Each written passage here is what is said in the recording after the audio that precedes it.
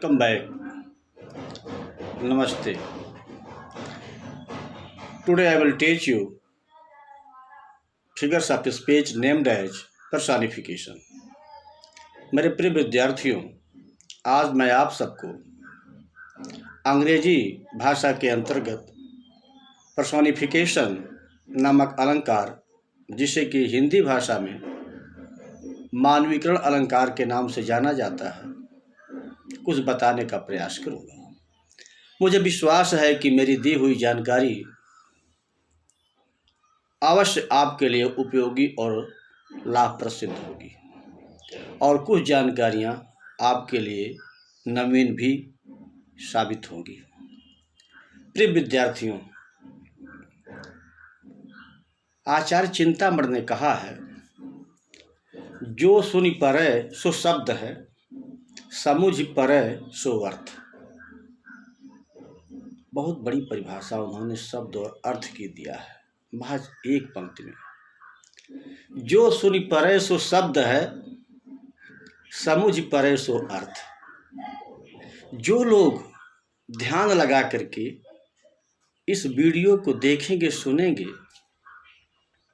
उनको इसके गूढ़ अर्थ समझ में आएंगे, और जो लोग केवल सुनेंगे वे केवल हमारे शब्दों को ही सुनेंगे। इसलिए आचार्य चिंतामणि को प्रणाम करते हुए, जिन्होंने कहा कि जो सुनि परै सो शब्द है, समुझ परै सो अर्थ, ऐसे महान आचार्य को प्रणाम करते हुए मैं पर्सोनिफिकेशन फिगर्स ऑफ स्पीच पर आता।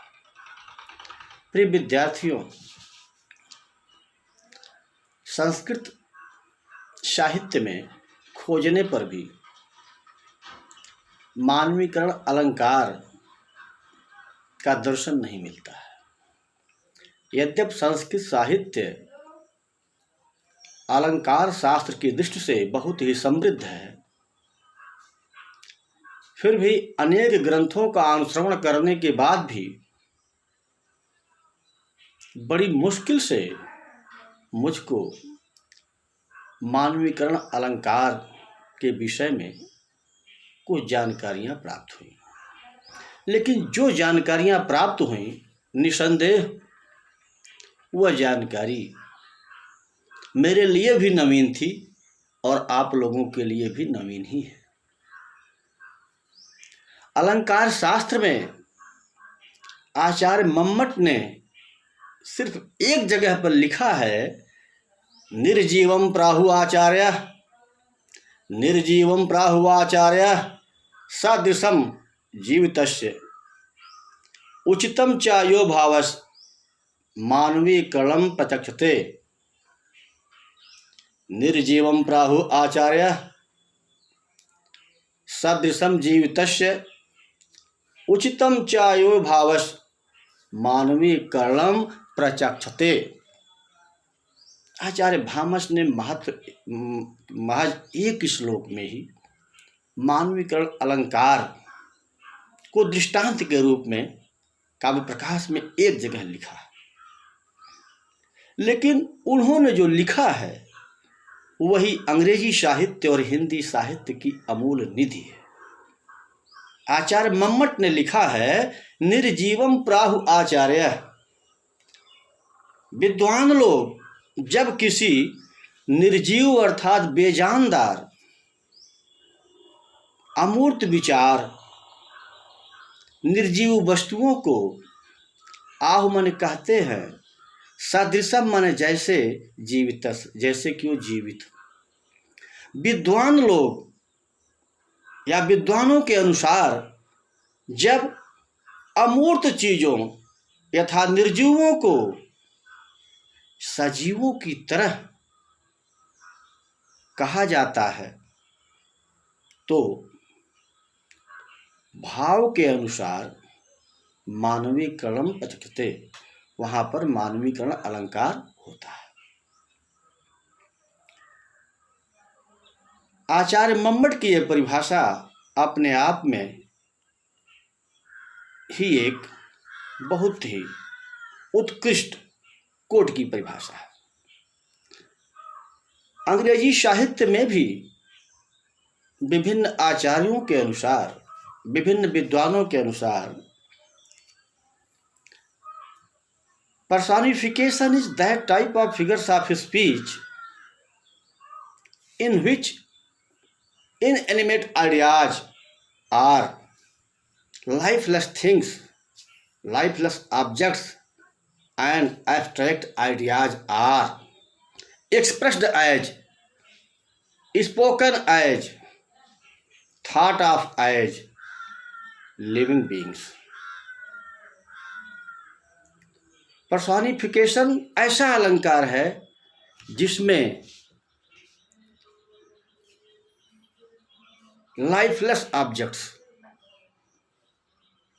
निर्जीव वस्तुएं, एब्स्ट्रैक्ट आइडियाज, अमूर्त विचार,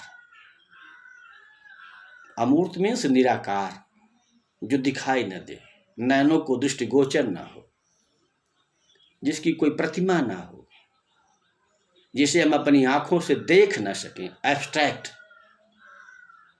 तो कहते हैं कि personification is that type of figures of speech in which abstract ideas are lifeless things, inanimate objects are expressed as living beings. Personification ऐसा अलंकार है जिसमें अमूर्त विचारों को और निर्जीव वस्तुओं को इस प्रकार व्यक्त किया जाता है जैसे कि वो सजीव हों, जैसे कि वो सजीव हों। जैसे experience is the best teacher, experience is the best teacher. अनुभव एक सर्वोत्तम शिक्षक है। अब शिक्षक एक जीवित प्राणी होता है, लिविंग बीइंग है। एक्सपीरियंस एक एब्स्ट्रैक्ट आइडिया है, अनुभव एक अमूर्त विचार है। We can felt through our heart but we are unable to see experience. हम अनुभव को महसूस तो कर सकते हैं अपने हृदय के द्वारा, लेकिन उसको अपने आंखों से देख नहीं सकते, छू नहीं सकते, बिकॉज एक्सपीरियंस हैजंट शेप और साइज, क्योंकि एक्सपीरियंस का कोई आकार नहीं होता। So those things who hasn't shape और साइज आर कॉल्ड एब्स्ट्रैक्ट। वे वस्तुएं जिनका कोई आकार नहीं होता, आयतन नहीं होता, वे एब्स्ट्रैक्ट होती। Experience is the best teacher. यहाँ पर टीचर लिविंग बीइंग है, सजीव प्राणी है, लेकिन एक्सपीरियंस को सर्वोत्तम शिक्षक बनाया गया है। एक्सपीरियंस एक एब्स्ट्रैक्ट आइडिया है, अमूर्त विचार है, शेपलेस थिंग है, कोई आकार नहीं है, लेकिन उसको साक्षात टीचर बताया गया है जो कि जीवित प्राणी होता है। इस प्रकार अनुभव को यहाँ जीवंत स्वरूप प्रदान किया गया है। Experience is expressed here as a living being. अनुभव को यहाँ पर एक जीवंत या जीवित वस्तु की तरह व्यक्त किया गया है। So this example belongs two figures of speech personification. इसलिए यह उदाहरण आपके पर्सोनिफिकेशन अलंकार से संबंधित है। John Milton has composed the famous poem named as On His Blindness. He has composed this poem as a personal sonnet, in which he has composed as, "But patience to prevent that murmur soon replies." But patience to prevent that murmur soon replies. लेकिन patience means धैर्य, अंतःकरण, अंतरात्मा, अंदर की आवाज। लेकिन अंदर की आवाज टू प्रिवेंट दैट मर्मर, उस बुदबुदाहट को, शिकायत को, टू प्रिवेंट, टू चेक, रोकने के लिए, सून रिप्लाइज, जल्दी ही जवाब देती है। अब यहाँ पर पेशेंस जो है, धैर्य जो है, वह अमूर्त है, एब्स्ट्रैक्ट आइडिया है। लेकिन सून रिप्लाइज, वह अतिशीघ्र ही प्रत्युत्तर दे रहा है। प्रत्युत्तर तो वह देता है जो लिविंग बीइंग है। इसलिए यहाँ पर पेशेंस को पर्सनिफाई किया जा रहा है, उसको सजीवों की तरह व्यक्त किया जा रहा है, जिसके नाते यहाँ फिगर्स ऑफ स्पीच पर्सनिफिकेशन है। इसके अलावा let not ambition mark their useful toils, let not ambition mark their useful toils, बहुत प्रसिद्ध कविता की बहुत प्रसिद्ध पंक्ति है।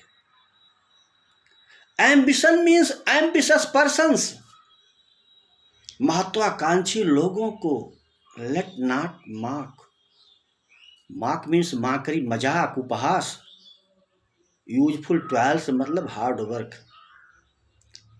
ऑफ पुअर पर्सन्स, महत्वाकांक्षी लोगों को गरीबों के कठिन परिश्रम का उपहास नहीं करना चाहिए। यहाँ एम्बिशन को पर्सनिफाई किया जा रहा है। एम्बिशन मीन्स एम्बिशस पर्सन्स, महत्वाकांक्षा को यहाँ महत्वाकांक्षी लोगों से जैसे व्यक्त किया जा रहा है। इसलिए यहाँ पर एम्बिशन पर्सनिफाई हो रहा है, जिससे यह पंक्ति भी या यह लाइन भी पर्सनिफिकेशन अलंकार का एक सर्वोत्तम उदाहरणों में से एक उदाहरण है। फिर authority forgets a dying king, authority forgets a dying king, प्रभुसत्ता मरते हुए राजा को विस्मित कर देती है, भुला देती है। तो अथॉरिटी कहाँ से जीवंत है, कहाँ जीवित प्राणी है, लेकिन अथॉरिटी इज पर्सनिफाइड हियर, लेकिन यहाँ अथॉरिटी को पर्सनिफाई किया जा रहा है, इसलिए यह लाइन भी पर्सनिफिकेशन का एग्जाम्पल है। इसके अलावा opportunity knocks the door but once, अवसर या success knocks the door but once, सफलता एक बार दरवाजा खटखटाती है। सफलता एक एब्स्ट्रैक्ट आइडिया है, दरवाजा खटखटाना किसी जीवंत व्यक्ति का काम है, प्राणी का काम है, लेकिन यहाँ सफलता दरवाजा खटखटाती है। इसका मतलब सफलता शब्द को, सक्सेस को या अवसर को जीवंत रूप में वर्णित किया गया है। इसलिए success knock the door but once personification अलंकार का एक बेस्ट उदाहरण है। इसके अलावा truth sits upon the lips of a dying man, एक मरते हुए व्यक्ति के होठों पर सच बैठता है, बैठ जाता है। तो भाई सच कहाँ बैठ जाता है? बैठने वाला कोई भी प्राणी लिविंग बीइंग होगा।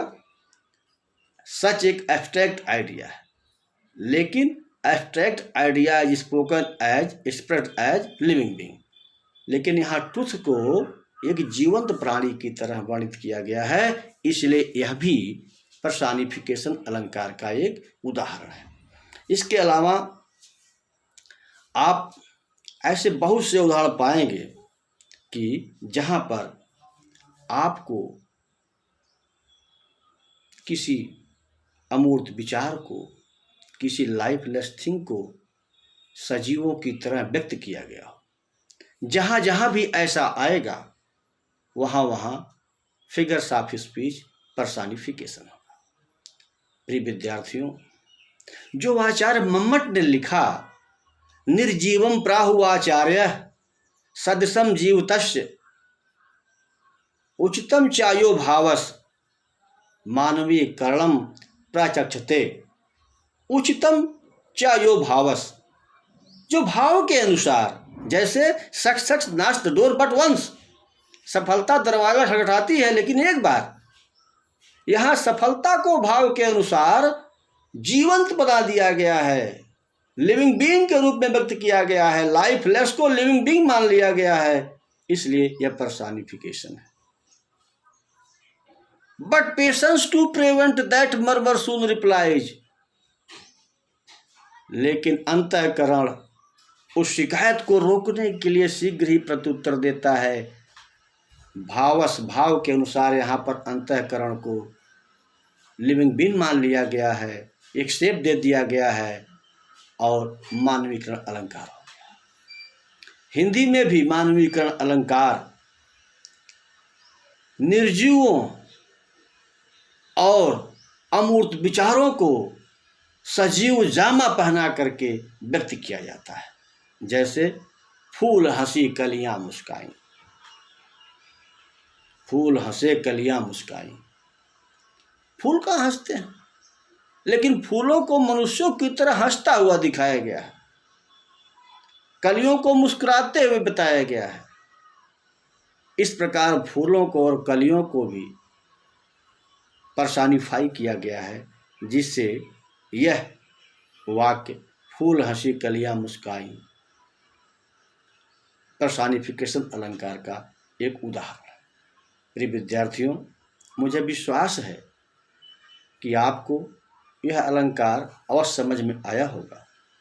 मैं क्रमशः अन्य अलंकारों की भी व्याख्या करता रहूँगा। इस प्रकार हम कह सकते हैं कि personification is that type of figures of speech in which lifeless objects and abstract ideas are spoken as living beings, जहाँ निर्जीवों को और अमूर्त विचारों को जीवंत स्वरूप प्रदान किया जाएगा, बनने वाला अलंकार मानवीकरण कहलाएगा। बहुत बहुत धन्यवाद, बहुत बहुत शुभकामनाएं। जय हिंद, जय भारत।